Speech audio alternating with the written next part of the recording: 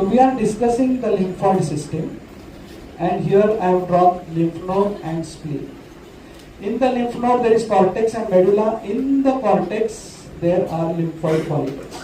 Okay, the afferent lymph comes from the capsule, then subcapsular sinus, and here. If it has antigen, it will go to lymphoid follicle.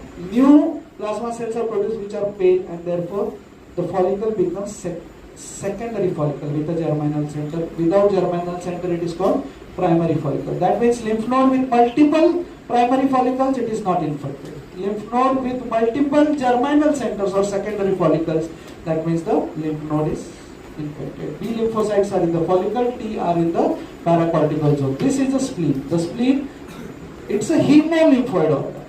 Okay, the blood comes like this.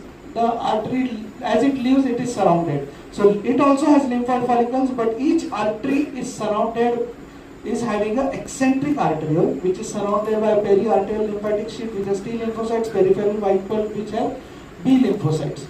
This artery and pulp, this is called as white pulp. Artery with the B and T lymphocytes surrounding.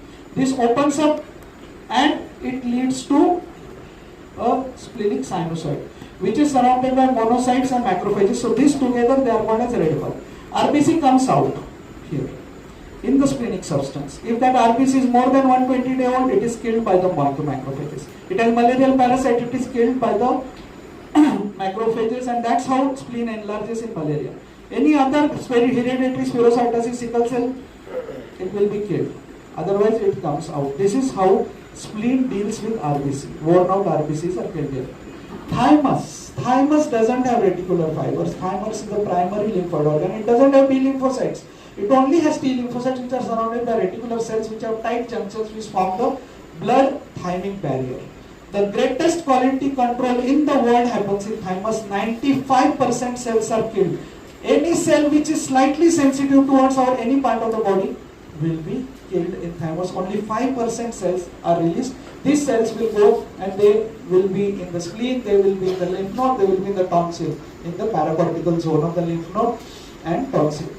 Tonsil and Hassel's corpuscle is the characteristic feature. They are degenerated reticular cells. Tonsil has same as lymph node, it has lymphoid follicles, but there is stratified squamous non-keratinized epithelium and tonsillar crypt.